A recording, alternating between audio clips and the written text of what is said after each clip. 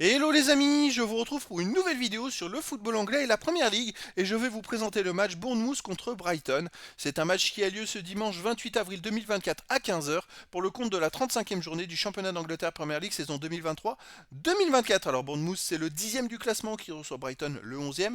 Donc dans cette vidéo on va revenir sur le classement de la Première Ligue avec les stats de ces deux équipes. On verra également le classement des meilleurs marqueurs et passeurs pour ces deux équipes toujours en Première Ligue. Puis on enchaînera par les 10 derniers résultats toutes compétitions confondues et les stats.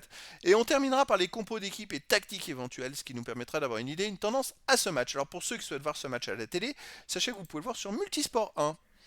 Donc au classement, on a Bournemouth qui est 10e en première ligue avec 45 points en 34 matchs, 12 victoires, 9 nuls, 13 défaites, 49 buts marqués, 60 encaissés, moins 11 de différence de but. Et Brighton est juste derrière, ils sont 11e avec 44 points, donc un point de moins. Mais en 33 matchs, un match en retard. Ils ont 11 victoires, 11 nuls, 11 défaites, 52 buts marqués, 54 encaissés, moins 2 de différence de but. Donc s'ils gagnaient le match en retard, voire s'ils faisaient match nul dans le match en retard, ils seraient devant Bournemouth. Au niveau des meilleurs marqueurs, alors pour Bournemouth, on a quand même Solanke qui est à 18 buts. Après pour Brighton, Pedro 8. Pour Bournemouth, Semenyo 8. Pour Brighton, Adingra et Ferguson avec 6 buts. Pour Bournemouth, Kluivert 6 buts. Et après, il y a des joueurs à 4-3-2 et 1 but pour les deux équipes. Pour les meilleurs passeurs, on a Gross de Brighton qui est à 10. Après pour Bournemouth, Christie, Senesi et Tavernier avec 4 passes décisives. Ensuite, Mitoma de Brighton 4. Puis il y a des joueurs à 3-2 et 1 passe pour les deux équipes.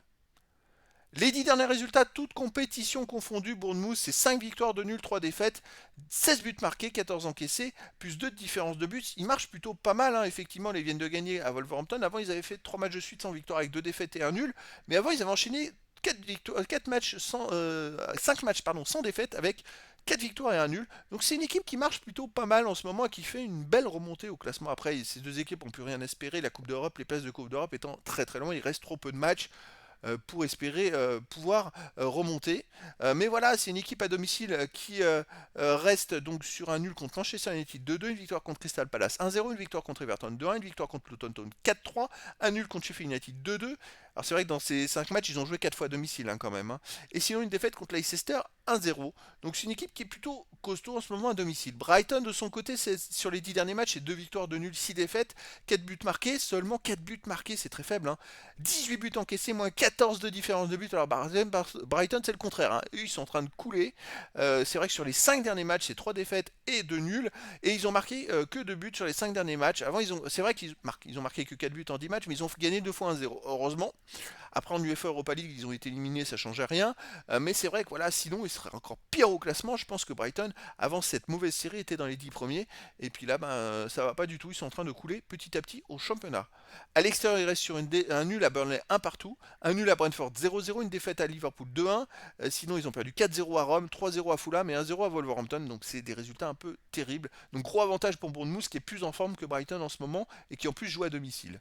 Au niveau des compos d'équipe et tactique, pour Bournemouth, on aurait du 4-2-3-1, un gardien traverse, défense Smith, Zabarni, Senesi, Kelly, milieu de terrain défensif Christie, Cook, milieu offensif Elie, Semenyo, Billing, Ouattara et attaquant Solanke. Et pour Brighton aussi, on aura en tactique du 4-2-3-1 avec gardien Verbruggen, défense Barco, Dunk, Eke, Veltman, milieu de terrain défensif Baleba, Gross, milieu offensif Elie, Pedro, Buonanotte, Adingra et attaquant Welbeck.